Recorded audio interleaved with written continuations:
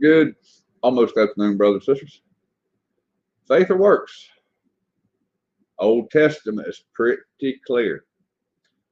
Old Testament is pretty clear on this.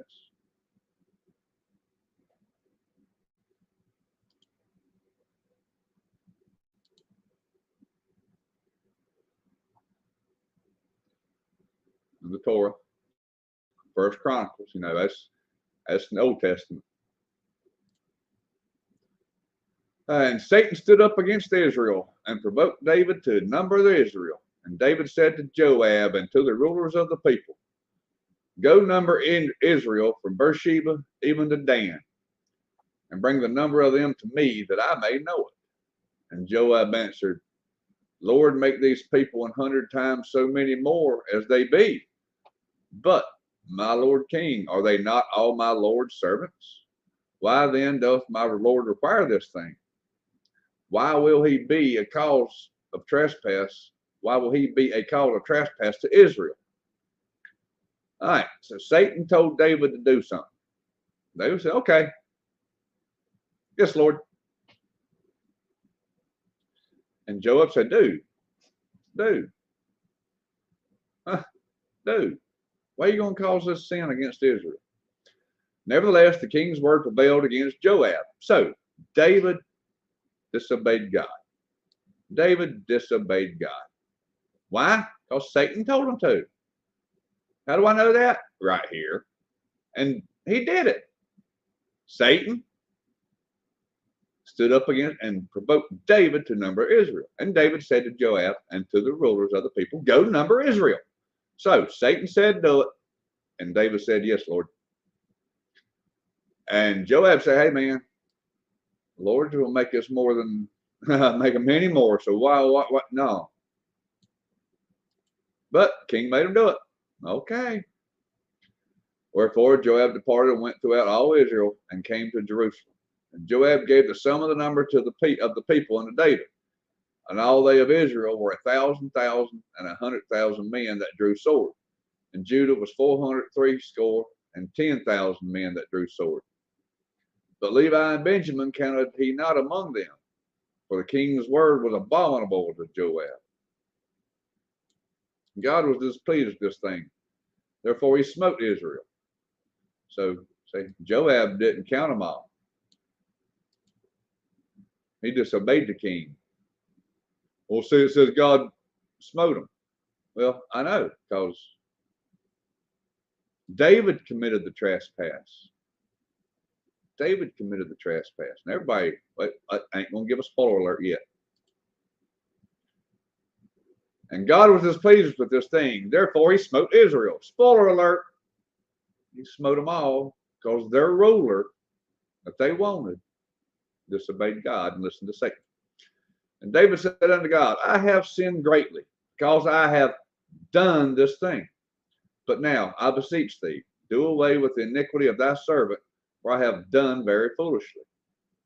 And the Lord spake unto Gad, David's seer, saying, go and tell David, saying, thus saith the Lord, I offer thee 3 things.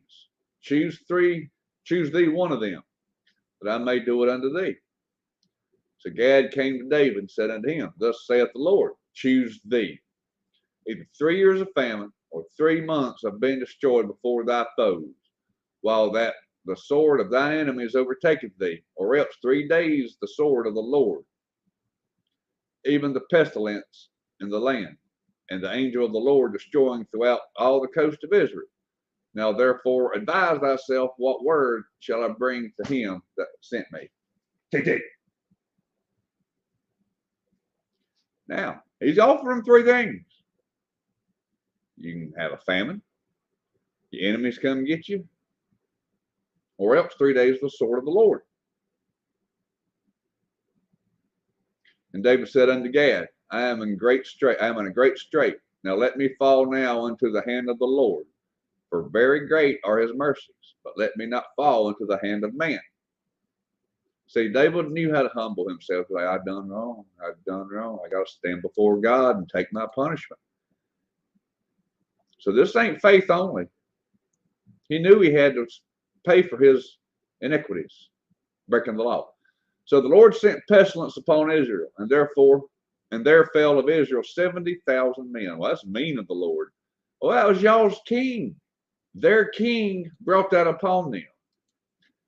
The king they chose every 4 years, I'm hypotheticalizing, disobeyed God, and therefore brought the wrath of God upon them.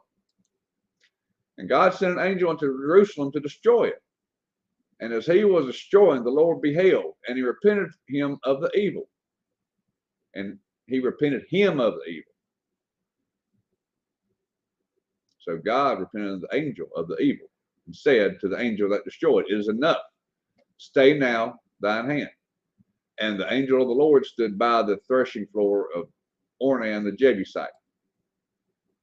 Well, see, God is doing evil. Well, we don't know what the angel of God sent. You know, apparently it's an angel of wrath. And God controls Satan. Remember Job? He allowed Satan to have Job.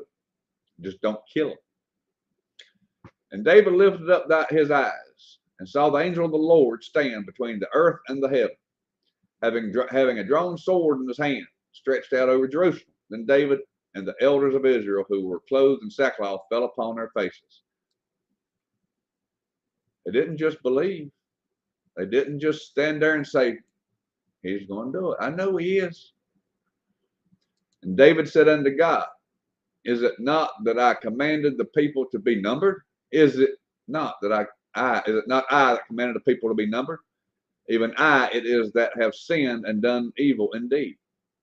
But as for these sheep, what have they done? Let thine hand, I pray thee, O Lord, my God, be on me, and not my father's house, on my father's house, but not on thy people, that they should be plagued.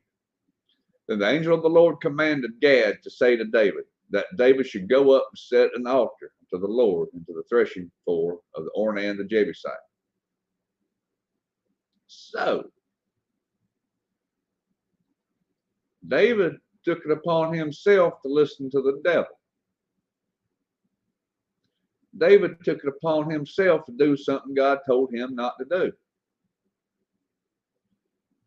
And faith alone did not save David and Israel. 70,000 people died because of David. And it's not, hey, the people chose that king. People have free will to choose. God is not going to interrupt your choice. If you want a king and you choose that king and that king disobeys God, you chose it. But faith did not do anything to save David there.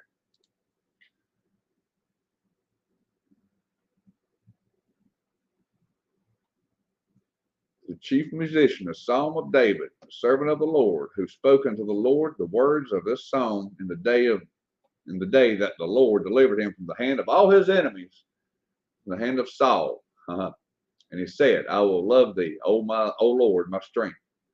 The Lord is my rock and my fortress, and my deliverer, my God, my strength, in whom I will trust. My buckler, the horn of my salvation, and my high tower. I will call upon the Lord, who is worthy to be praised. So shall I be saved from mine enemies. The sorrows of death compassed me, and the floods of ungodly men made me afraid. The sorrows of hell compassed me about. The snares of death prevented me. Now, this is a man y'all claim was a holy man. In my distress, I called upon the Lord and cried unto my God. He heard my voice out of his temple. My cry came before him, even unto his ears. Then the earth shook and trembled. The foundations also of the hills moved and were shaken because of his wrath, because he was wroth. There went up a smoke out of his nostrils, and fire out of his mouth devoured. And fire out of his mouth devoured. Coals were kindled by it. He bowed the heavens also, and came down. A darkness was under his feet. Just trample under your feet.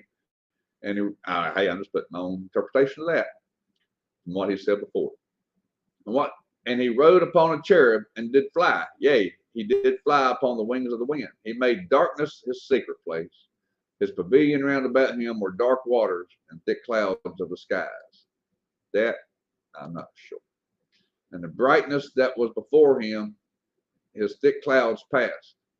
And the brightness that was before him, his thick clouds passed. Hailstones and coals of fire. The Lord also thundered in the heavens. The highest gave his voice. Hailstones and coals of fire. Yet he sent out his arrows and scattered them, and he shot out lightnings and comforted them. Then the channels of waters were seen, and the foundations of the earth were discovered at thy rebuke, O Lord, at a blast of the breath of thy nostrils. He sent from above, he took me, he drew me out of many waters. He delivered me from my strong enemy, and from them which hated me, for they were too strong for me. He prevented me in the day of calamity, but the Lord was my stay. He leaned on the Lord. For he brought forth also unto a large place. He delivered me because he delighted in me, because he was humbling himself when he knew he done wrong. Lord, please forgive me. I know I disobeyed, broke your law. The Lord reward me according to the cleanness of my hands hath he recompensed me. It's because his works, the Lord rewarded him. Because of the cleanliness of his hands, the Lord hath recompensed him. For his works, for doing good works, according to my righteousness, according to my righteousness, according to the cleanliness of my hands, hath he recompensed me. For I have kept the ways of the Lord, and have not wickedly departed from my God. For all his judgments were before me, and I did not put away his statutes from me. I was also upright before him, and I kept myself from mine iniquity. Therefore hath the Lord recompensed me according to my righteousness, according to the cleanliness of my hands in his eyesight. Do you understand what he's saying here, brothers and sisters? Do you understand what he's saying here, brothers and sisters? He's saying the Lord has delivered him and prevented him and saved him. Because why? His righteousness, according to his works. He showed himself upright. Therefore hath the Lord recompensed me according to my righteousness, according to the cleanliness of my hands in his eyesight. Do you understand that, brothers and sisters? I pray it hits you like a rock. With the merciful, though wilt thou shew thyself merciful, and with the upright man thou wilt shoot thyself upright. With the pure thou wilt shew thyself pure, and with the froward thou shalt shew thyself froward. For thou wilt save the afflicted people, but wilt bring down high looks. For thou wilt light my candle. The Lord my God will enlighten my darkness. For by thee I have run through a troop, and by my God have I leaped over a wall. As for God, his way is perfect. The word of the Lord is tried. He is a buckler to all that trust in him. For who is God save the Lord? Or who is a rock save our God? It is God that girdeth me with strength and maketh my way perfect. He maketh my feet like hinds' feet and setteth me upon my high places. We're going to hit on this for long. But we're going to get back up here. We're going to get back up here. Therefore hath the Lord recompensed me according to my righteous works, to my righteousness. Remember, Saul says there is none righteous, no, not one. According to the cleanness of my hands in his eyesight.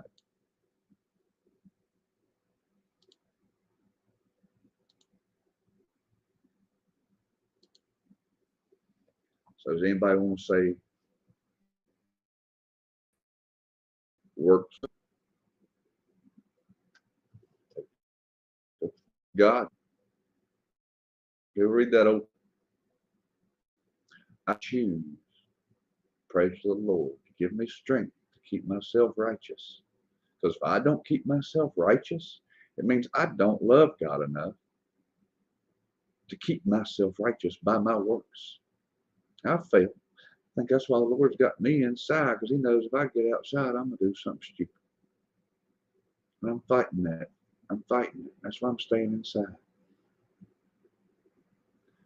So I made known what I was going to do to somebody around here very recently, and I'm still ashamed I did that.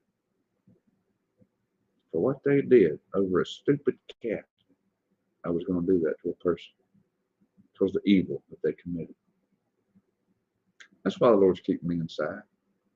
That's why the Lord wants us to deny ourselves, flee from evil, keep our hands clean, keep our hands righteous. By what? Our works. Trust God and live. You trust someone besides God, you're going to die. You got to keep yourself righteous by your works. We just read that multiple times. And if you don't, you just have to take the wrath of God as his two ways. You obey him and live. You disobey him and not live. You can't have your cake and eat it too, brothers and sisters. Now, if you're going to continue saying righteous, trying to keep yourself righteous as vain and prideful, well,